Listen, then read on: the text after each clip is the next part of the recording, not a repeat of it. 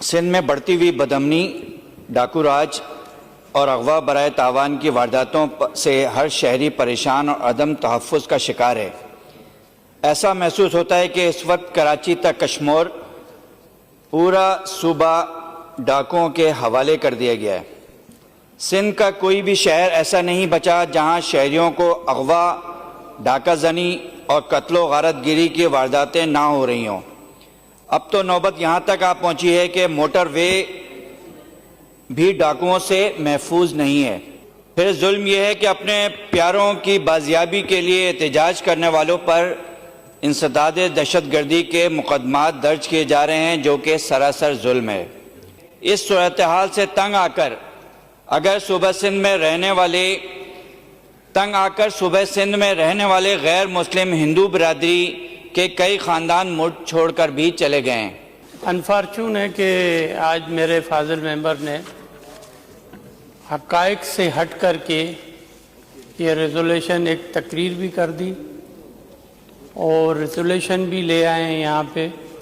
हालांकि मैं बारहा इस मोअज़्ज़ज़ ऐवान को जो पुलिस की कारकर्दगी है और अमन व अमान सिंध में है उसके मुतालिक बताता रहा हूँ। इस टाइम पर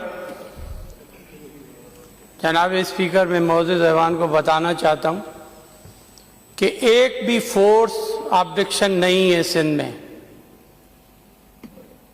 फोर्स ऑब्जेक्शन एक भी इस टाइम पर सिंध में नहीं है as it today.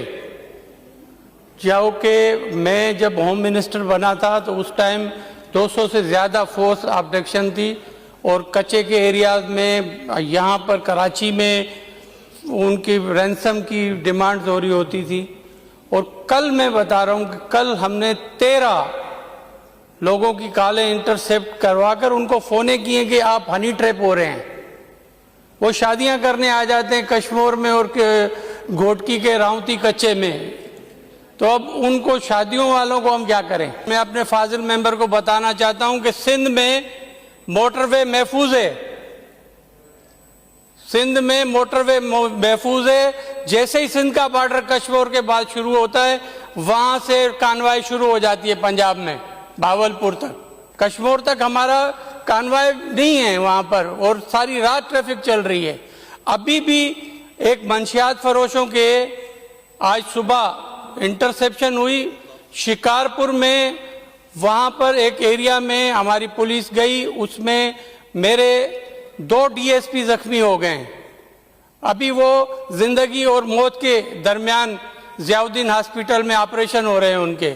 Sindh police अपना काम कर रही है और बहादुरी से कर रही है। हमारे 2 सिपाही वहां पर जख्मी हैं और इस टाइम तक 11 डाकुओं को हलाक कर दिया गया है। आपको मैं बताना चाहता हूं, और विदाउट डिस्क्रिमिनेशन हम कर रहे हैं ये काम। आप पुलिस को अंडरमाइन ना करें, लॉ इन्फोर्समेंट एजेंसीज को अंडरमाइन ना करें। सिंध पुलिस अपना काम जिम्मेदारी से और बड़ी तनदेही से कर रही है। जो डेंजरस सिटीज में शुमार होता था वर्ल्ड में, वो 5 नंबर पर था, लेकिन इस टाइम 132 नंबर पर है। इतना डिक्रीज हुआ है उसका। और इस टाइम पर पिछले साल से 37% लॉ एंड ऑर्डर जो है स्ट्रीट क्राइम में कमी आई है। आप अगर जाएं यहां से, पूरी रात बम्पर टू बम्पर कश्मीर तक गाड़ियां चल रही हैं। पूरी रात बम्पर टू बम्पर सादकाबाद तक गाड़ियां चल रही हैं हमारी सिंध में। और अल्हम्दुलिल्लाह अमन व अमान इतना बुरा नहीं है कि दूसरे प्रोविंसेस में आप जाकर देख लें, जहाँ जो प्रॉब्लम्स है दूसरे प्रोविंसेस में। बलोचिस्तान का हशर आप देख लें, आप केपी का हशर देख लें, आप मेहरबानी करके पंजाब के हालात देख लें। ऐसे ना करें कि आप अपने सूबे को अंडरमाइन कर दें।